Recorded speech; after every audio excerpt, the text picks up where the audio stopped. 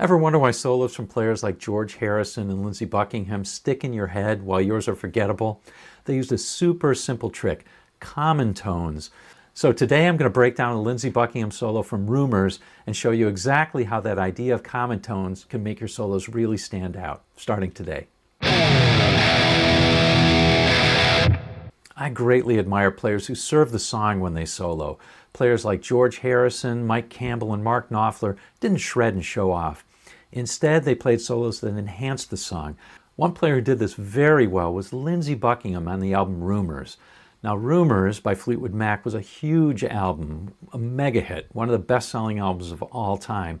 And Lindsey Buckingham's guitar playing was an integral part of the songs that made it a hit. His play was simple, sparse, and effective, whether it's the haunting volume swells on Dreams or the droning, bluesy pedal notes that he played on The Chain. His play was never about guitar for guitar's sake alone. It was always for the song. Two of my personal favorites, both guitar parts and songs, are I Don't Want to Know and Silver Springs, which was included on the deluxe version of the album. Both of them are Stevie Nicks songs, which might tell you something. But today we'll cover a different song from that album, Don't Stop, because it's so instructive and has a simple technique that'll make your playing better. Let me show you. We're going to start with the chords of the solo section. And you can see over the first 6 bars, it's kind of a reverse blues in A, where it starts on E. E is the tonal center, but then it hangs on that A chord for a while. So A is an important chord as well. And then it's the end that kind of makes it distinctive, where it hangs on that B7 for 4 bars for quite a while before returning back to E and the rest of the song. Now, that chord progression is pretty common in rock.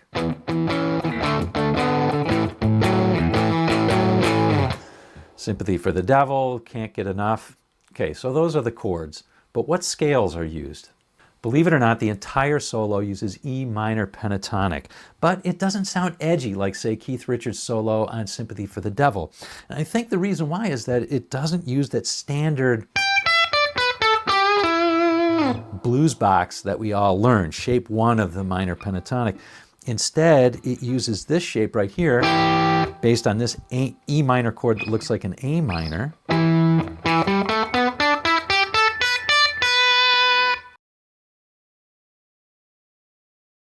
Some people call that shape 4 of the E minor pentatonic scale. And then it also uses the Albert King box up here at the 15th fret.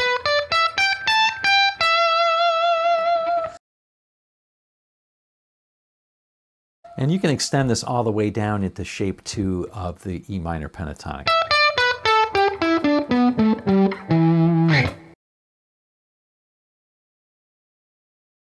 But scales are just the bare bones of it all, definitely not enough. Now let's take a look at the solo itself to see how the use of common tones really makes the solo memorable. Let me show you. Okay, here's the first bit of the solo, the first 4 bars.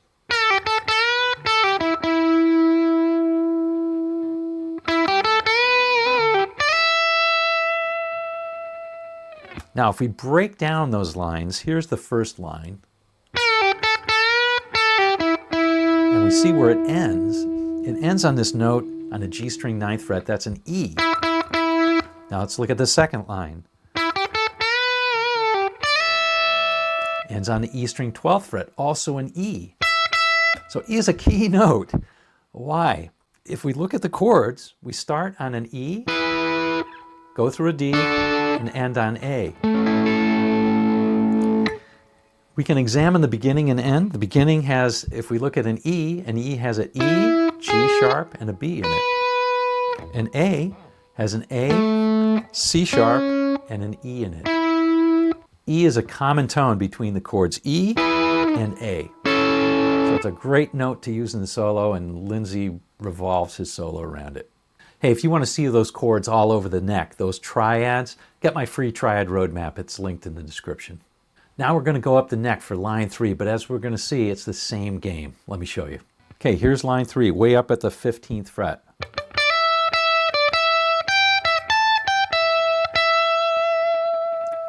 Now this uses the Albert King box, or the second position of the minor pentatonic, but the key thing is he's just pivoting back and forth between other notes and this particular note. What is this note on the B string 17th fret? Why? It's just an E.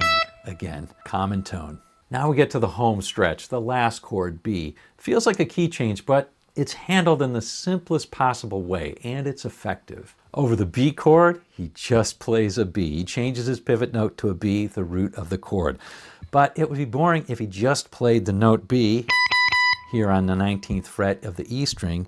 Instead, he bends to it and he does some rhythmic things to it. Check it out.